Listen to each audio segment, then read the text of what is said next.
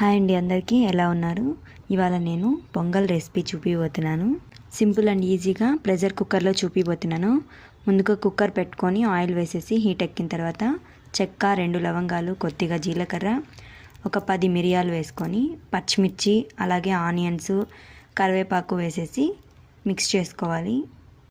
Onions, మిర్చి వేగిన తర్వాత 1 టేబుల్ స్పూన్ ఆఫ్ అల్లం వెల్లుల్లి పేస్ట్ వేసుకొని 1 మినిట్ ఫ్రై చేసుకోవాలి.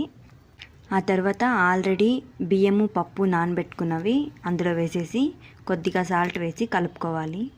నేను 1 గ్లాస్ రైసు, 1 గ్లాస్ పప్పులు తీసుకున్నాను. 3 రకాల పప్పులు ఒకే క్వాంటిటీలో తీసుకున్నాను.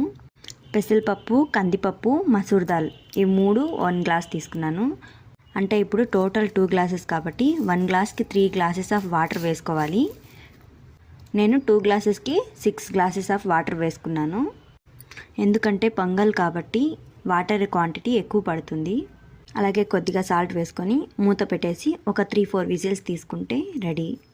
పైన కొద్దిగా కొత్తిమీర చల్లుకొని సర్వ్ చేసుకుంటే మన పొంగల్ అయితే రెడీ. ఇందులోకి పల్లీ చట్నీ అయితే కాంబినేషన్ సూపర్గా ఉంటుంది. Thanks for watching.